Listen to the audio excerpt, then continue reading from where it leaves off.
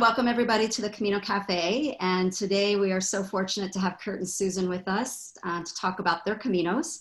I really envy how many times they've been able to go, and I love hearing about their trips. And today we just really wanted to get a chance to talk a little more deeply about their experiences and learn from them and just have some fun. So I don't know if we've ever talked about this. We certainly have talked about your Caminos on a couple of calls, but I'm not sure what inspired you guys to take your very first Camino. So I'm just curious, when you look back, because you've taken 4.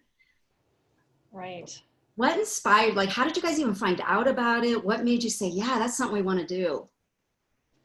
Well, we actually first heard about it through the movie The Way. I had never heard of the Camino before, and so we watched the movie, and I think we had this feeling, wow, this would be so great to do. So that was the inkling of the call for us. Yeah, when I saw the scene in the cathedral of the boat of Primero flying, I said, that would be so cool. And fortunately, we've been there. We've been there for Pentecost and for High Holy, or for All Saints Day. Cool. Special days in the cathedral when it was really a part of. It wasn't just an event, but it was a part of the service. And What a blessing to be able to experience that. that was a part of for me. We have traveled quite a bit, so seeing that in the movie, I just thought, boy, that's something that needs to be a part of my life. So take us back. So you're watching The Way, which we have both seen. I love that movie. What happened? Like, were you both sitting on the couch and you like look at each other and say, like, who says first, I want to go? Or how did that happen? You know, I think we both just thought this would be an amazing journey, but at that time I did not believe it would be possible with the logistics and the walking. I really did not know how that was going to happen, but as some years went by and Curt retired and I got close to retiring, and we began to do some planning and investigating, I think it just began to be possible. We thought this is possible for us to try. And so our first Camino was part of the Portuguese, about maybe 12 days of walking. From Porto. Yeah, on. And so a little smaller chunk of a Camino, and it was wonderful. That grabbed us. Yeah. Yes, the Camino fever, right? We did it. So how does that, so over time, you know, you get ready to go on the 4th one, you had a 5th one planned. What inspires you now? Why do you want to go back? Part of what I love about the Camino is you can be fully engaged in life right there. You're not worried about anything else. This is every step you take, you know, you're right there. I like the simplicity of it. That draws me in a big way. I think the challenge draws me in some ways. For us, we walk as a couple, and everybody is on their own, and we'll talk about this again. Everybody is on their own Camino. Right. One of the main things to recognize is to allow that to happen. So for us, being able to be together doing this is a huge thing. Yeah. And I think for me, it's such a combination of physical, spiritual, emotional. It's all those things at once, and that keeps calling me. And we discovered a love for Spain too, that we didn't know we had. So yeah. Makes sense. I think a lot of people could relate to the things that you're saying, and I think what a special opportunity that you get to experience this as a couple. You know, so many people I have heard talk about, you know, maybe the wife really loves going to the Camino and the husband doesn't, and vice versa. And sometimes they support it, sometimes they don't. But what a beautiful opportunity that you two have, that you get to share it. I would love to have somebody to sit and talk about this all the time, you know, and I'm so lucky that Corrie's right across the street. So we do talk about it constantly, but it must be lovely to have a partner that also shares that same love. Yeah, that's true, because we can keep reminiscing, and it does not take much to get us started on planning the next one or thinking about one we've done or something. So, yeah. Right, so I have to ask you this, having been in long-term partnerships, how's the thing go about the directional thing, because I can remember past male partners, not wanting to ask for directions, so when you can't find the arrow, does that turn into an argument between the two of you? Is it a classic guy-girl thing, or do you guys just work it out? I don't think it ever has. No. It's probably because either the arrows are clear, or if we're stumped, we're both stumped. Yeah. And finding another pilgrim, or something. Yeah. We do have 2 arrow stories if you want to hear them at this. Oh, absolutely. We were only lost once coming into Burgos. I don't know if you remember that. That turn is hard, to go back along the airport is hard to make. And so we didn't see that arrow that's kind of hidden down there. And Brierly warned us, look out. So we walked down, and everybody else kept walking down the highway. And so you think, well, that must be the right way because everybody is going that way. And we only walked, I don't know, maybe a half a kilometer or so. It wasn't too far. And we finally said, no, I don't think we want to go that back route that goes along the river. You remember that? I didn't go through Burgos, so no, I didn't get to do that. Okay. Yeah. Well, that's the only spot we were ever, but the story is, if everybody's going that way, it must be the right way. Necessarily so. Yeah. I did have that experience because, many times you'll see like a group just take off. And I remember once during mine, there was they were doing some road work. And so some people just went up this really steep cliff and everybody started going that way. And I was on my own and I was kind of questioning, do I follow them? Because it didn't look right at all. And so I didn't, and I was so glad because they actually were going the wrong way, but I almost did it. So it's very tempting when you see people all going a certain way, you want to follow them. One of the lessons of the Camino.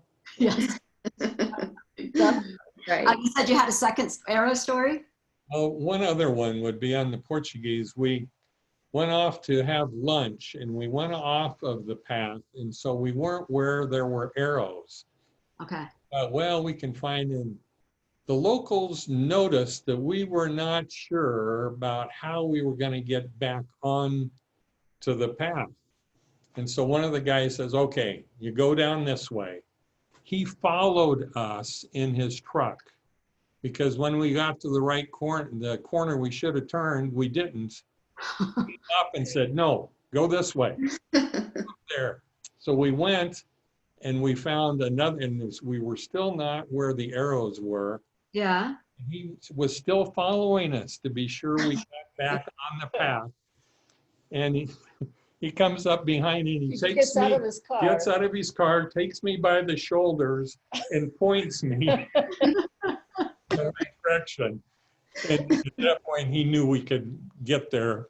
But the fact that the arrows were not there, the locals knew we were unsure. And it was our first Camino, so we weren't as comfortable yet. But that was one of those, maybe the Camino provides. The locals took care of us. Yeah. Absolutely. I mean, that could have turned into a really long day had he not directed you, and could have completely changed your whole perspective of that pilgrimage. Yeah. Right. Well, those are two quick arrow stories. Wow. Cool. Love it.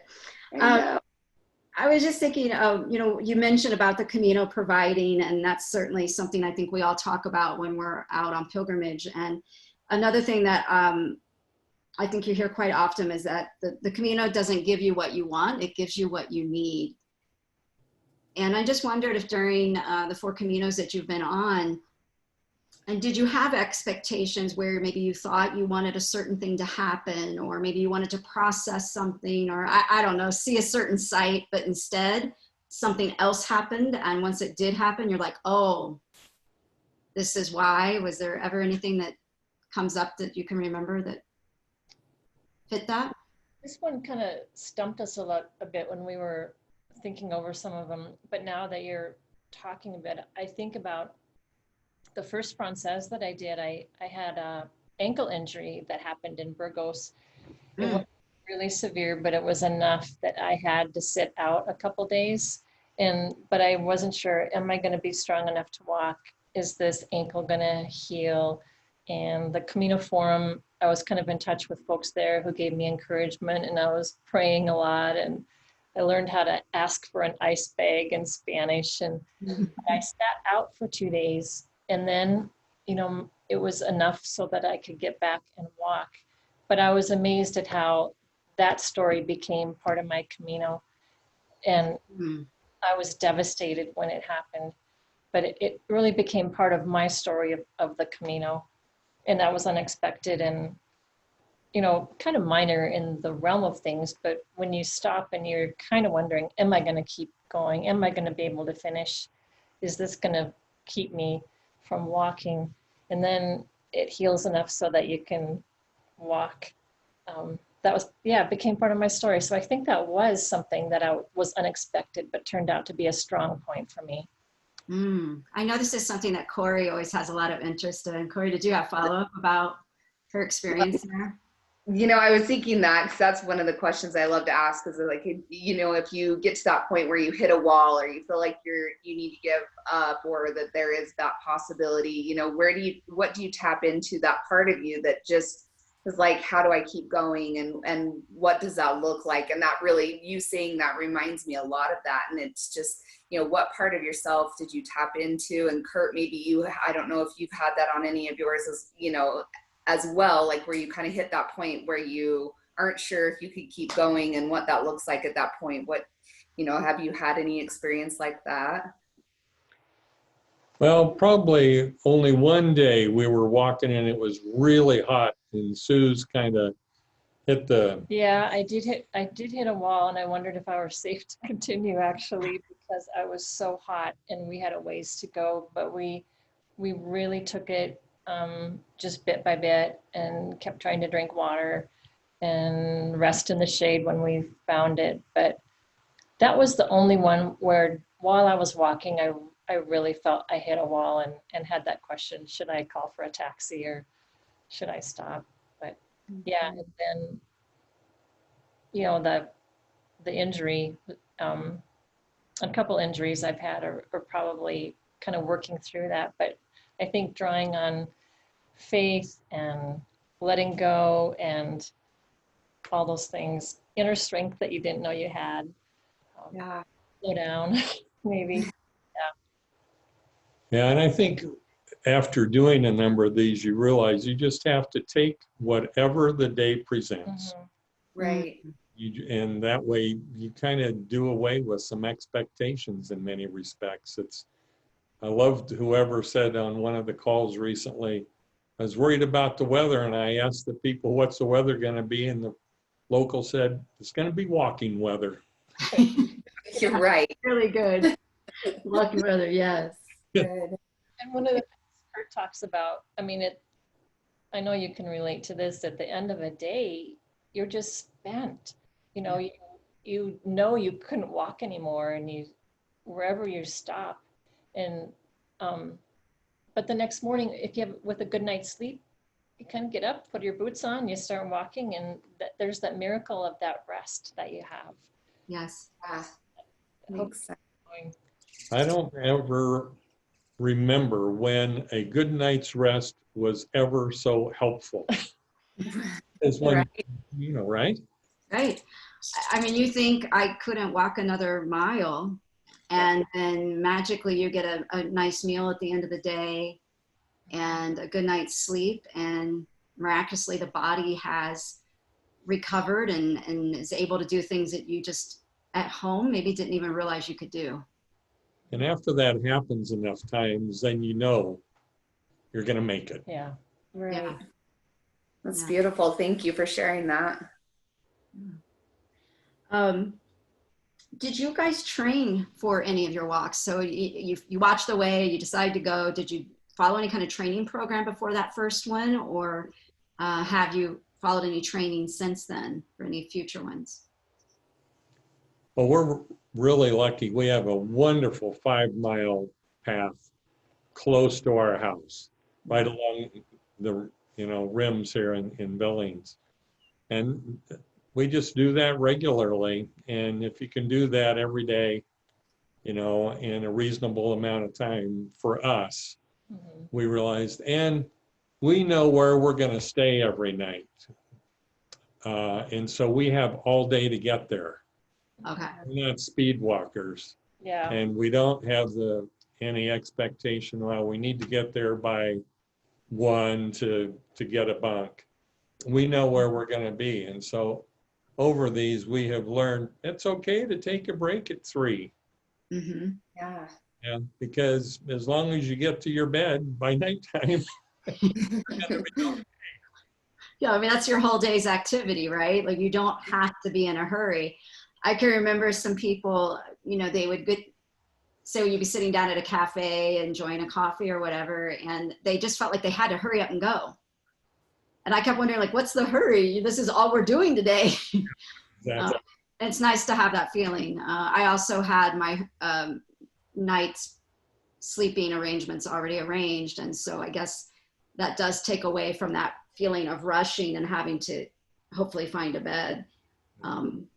I think our next Camino will not be that way, where we will be rushing. So that'll be a new experience, but we'll see. So I think Corrie had the next question. Yeah, I wanted to know what 3 items you recommend people take with them, which I know is like there's probably so many, but 3 that you couldn't live without. Well, we thought about, raincoat and pack cover. I would add a journal to that, because keeping a journal was really important for me, to maybe at the end of the day to try to write down what the day had been like. And then also we tried to capture like pilgrims' names or addresses, or write down certain things. So it was great to have a journal along. Let's see. One for me, well, I'm going to say Briarly, but that's maybe a given. And this might come in footwear later too, but I did the Vaseline trick with my feet, and that really was good. That worked really well for me. Just my feet in Vaseline in the morning. So I always pack that. That's so good. Yeah, we learned pretty early not to take a lot of extra stuff. And I think the one thing we buy our poles once we get there, because they're so cheap in Spain. So we ship our walking poles. You can get them anywhere. Cool. And then we buy our scissors. Our scissors once you get there. Yeah. Because that's always a handy thing to have. We've been blessed. I think we probably walked with the 4, probably 1,300 miles on the Camino. We have been blessed to not have any major foot issues at all. At all? Nice. If any, it's very, very small. Like blisters.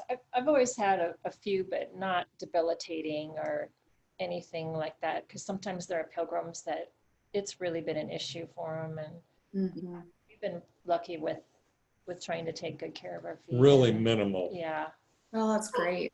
I'm just wondering, I know Corrie's gonna have a follow-up question, but I just wanted to pop in at this point. You're good. Seems relevant. Is there something, you said you did the Vaseline, are there any other rituals, like when you're getting ready for bed the night before, anything that you guys are really committed to doing before the morning? Or is there any ritual that you do in the morning that's for self-care that you think might have played into foot health or just your physical ability to do the 1,300 miles? That's amazing. Yeah, I mean, on all the Caminos combined, we could talk a little bit about, I mean, like spiritual self-care. There were some things that I think, not maybe the first one so much, but the other Caminos, we tried to have a ritual of like a word for the day. Oh, or maybe a scripture verse for the day that wow. we had, that sometime in the morning we'd start with. And sometimes the words were really simple, like simplicity or rest or grace or courage. And then sometimes we had, like a Bible verse. We had those picked out kind of ahead of time. So We had a list of words, and we it's, brought oh, them with us. what will it be today? And then at the end of the day, see, how did that play out? How Yeah. did that word of the day play out for you? So that was kind of a ritual. Mm-hmm. I love that. So you select, how do you come up with the ones that you're going to use for the pilgrimage? Does one of you take the lead on that, or is it just something you guys kind of both work on? Kind of both did, but then we kind of let it emerge, like, okay, what sounds good for tomorrow, or maybe we're walking through the day and something's really standing out, and that oh, this should be this day for this word or something like that. So I love it. Do you recall what's been a word that really made a difference for you, or a verse? I'd I have to have to go back and look back. at the journal on that. Probably, hope and courage and strength. Perseverance. Right. They always were appropriate for the day. I really love that. Courage and strength, yeah. Oh, no, Corrie, I know I got right there in the middle of your next question. No, I'm sorry. you're good. Not at all. I love it. This is so great. I also am really curious about an item, if you've taken an item that you wish you wouldn't have taken, or you thought you would need but didn't end up needing. I don't think we have, but I will tell a story that I had accumulated some extra pilgrim credentials. The pilgrim, I guess that's the credential. Passport. Yeah. Passport. And for some reason, this last one, we did a store guide to Santiago, but I brought these extras along, and I kind of don't know what prompted me, but it was really interesting because at different places along the way, we met people who needed one, and I was able to give them to them. And it was people in places where they were like, where can I get one? I don't have one, and they were kind of stuck. And I was like, I've got an extra one. So it was like 2 or 3 I had along, and I gave them all away. And so it was sort of like, okay, I had something I really didn't need, but someone else needed it. Yeah. So, And how cool that you listened to your intuition and took it with you, because obviously that was intuitively put there for you. You wouldn't have normally done that. That's really cool. someone was there. And what are the chances that another pilgrim is going to say, do you know where I can find another? Right. There. Yeah, So I got one. I think that's one of the things of the Camino, is that there are all these synchronicities that happen.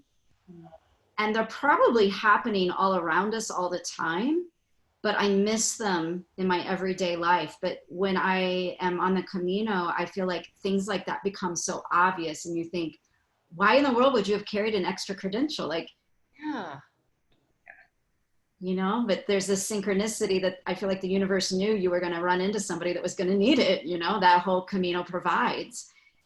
And I think before you ever walk, you hear that, but it happens over and over again there, which for me gives me the courage when I come back home that we do know that things are provided for us all the time. We just missed it. What was that, Curt? Sorry. Another credential story. If you walk by Art's studio, it's a small little stone home right on the Camino, out by itself. It's a beautiful place, but the guy who runs it, his name is Art. And if you walk in there, he will we were there on, you come up with the date. Yeah. We were In there, June. and he will June take your 14th, credential and he will do a watercolor. If we had it, we would show you. Yeah. Did a watercolor Stamp of your. for us. Yeah, That's awesome. that's beautiful. And he always writes the Bible verse, I'm the way, the truth, and the life. And there was one synchronicity when that was the one we had picked for that day, I think, and we had walked by and met this person. So another little. There you go. Wow. And I have chills. I know, that's so cool. the chapter and verse is the date that we were there. Yeah. So Oh my, you cannot make that up. goodness. That's awesome. That is beautiful. Did you realize that very day? A little bit later. Only when we did. looked at it. And then it all kind of matched up, and we were like, this was really astounding. Right. Seriously, I have chill bumps. That's so great. that is a beautiful story. One other quick credential story. We're in the square at Santiago, and there's this scruffy old man all by himself, long beard. He looks like a homeless guy. And Susan went over finally and talked to him. He's holding his tube with his his your compass stone. Stella in it. Yeah. He's holding that with him. And so Susan goes to talk to him, and we discover, I'm not making this up, his name is Diego Garcia.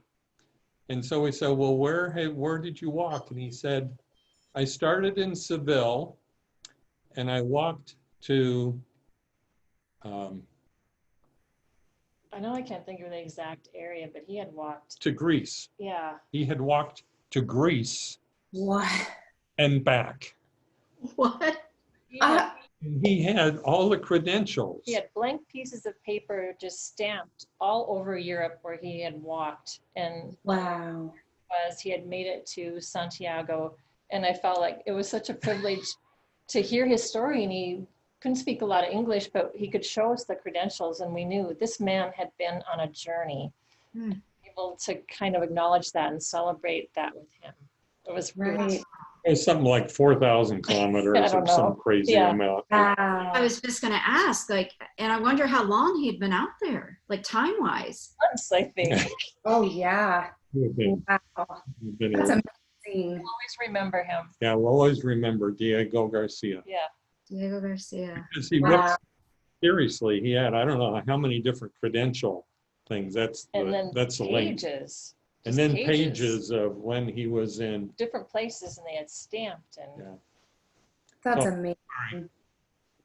Very- That's so How cool. did he react when you walked up to him?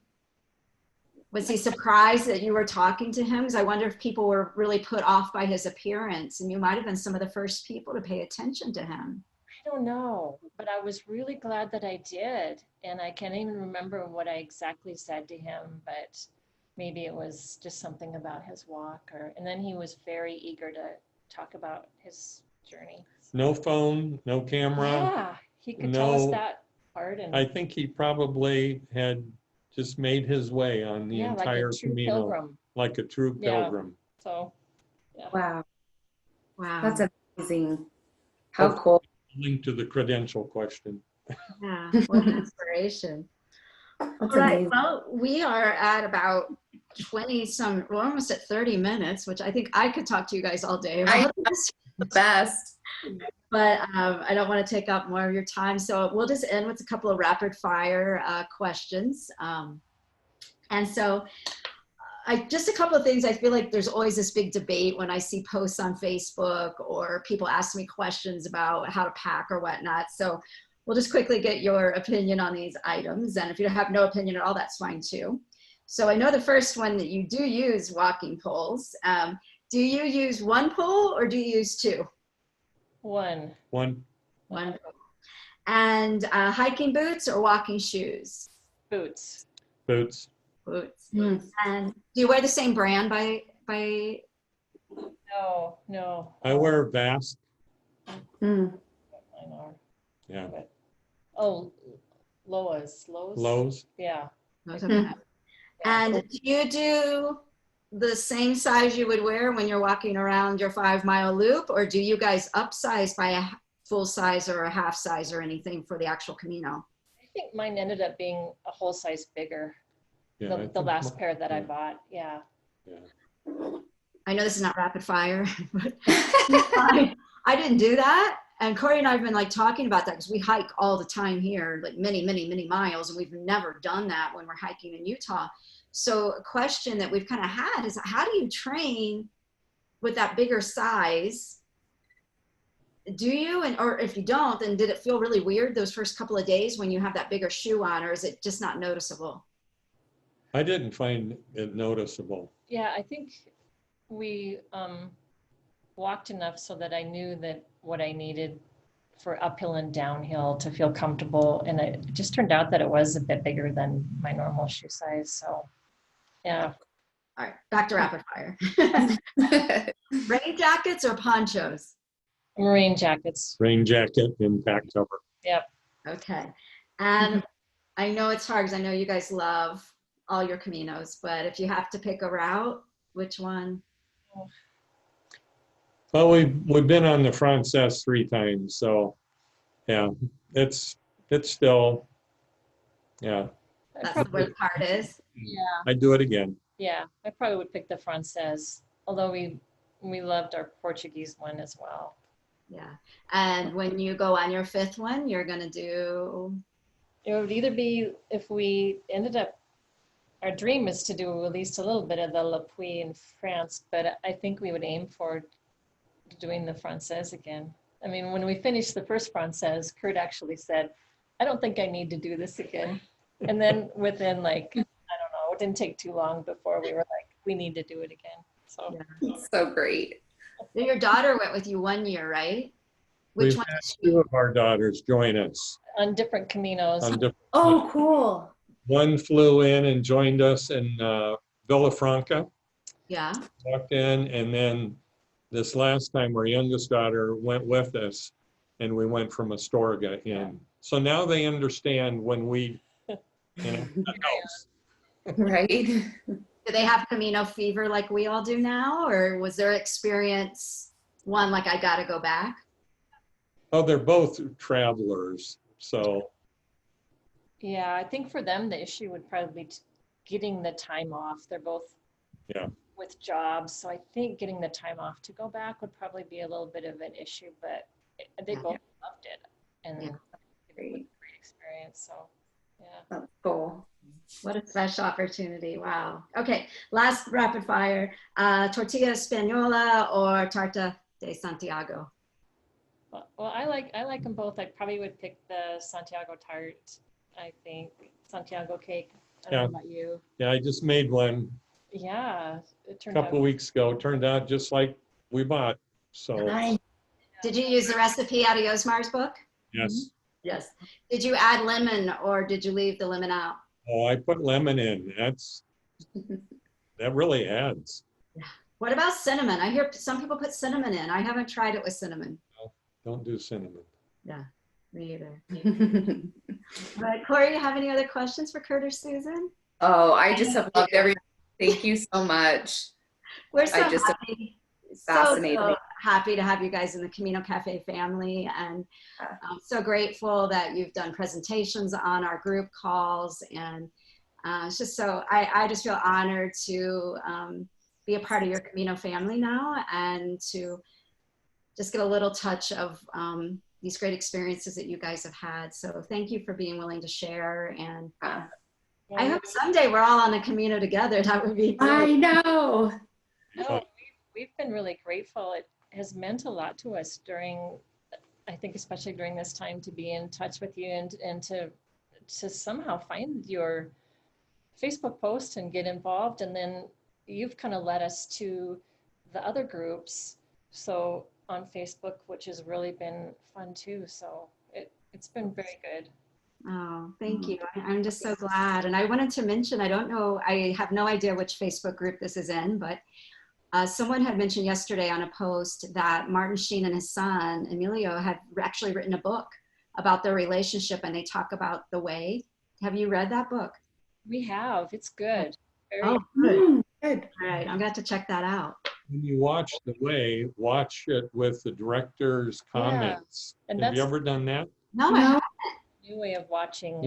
When you rent have the disc, on the menu, there will be one that will say director's comments. And so they talk over and tell you about the filming of it. So find your CD and or DVD and try that. So having walked it, it kind of adds a little bit of life to it too.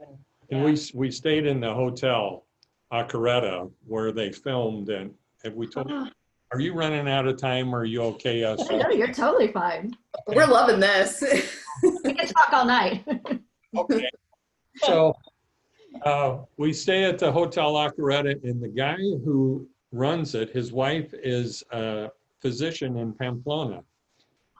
And he was a professional highlight. You know, highlight, the basket sport? Yeah.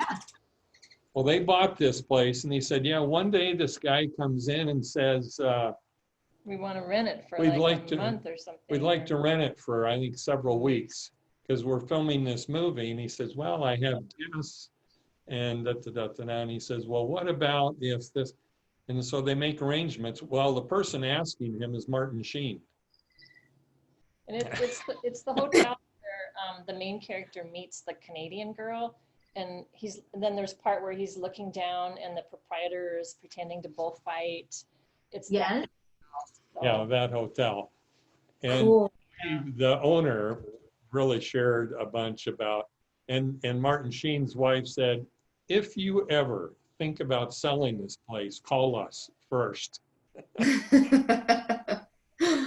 Oh, could you even imagine that happening? Yeah. So he's a wonderful, they're a wonderful guy. We were just lucky that it happened to be a place where we stayed, and then somebody said it was in the movie. We didn't know it till we were staying there that night. But Is it the one that kind of looks to me like a Bavarian kind of? Yeah. Yep. Okay. Yep. Oh wow. And they Well, get it's several things out there. yeah. So one other quick story. Yeah. Coming out of Saria, that's how I say it. We say it. And you're getting about 5 days out, and we're walking along, and this lady comes up, and I start talking to her, and she's just carrying a day pack. It's her first day on the Camino because they started at Saria, and she's fresh and vibrant. I don't know if she asked where we started. We might have. Yeah. And we said Saint Jean. And she said, is the whole Camino this easy?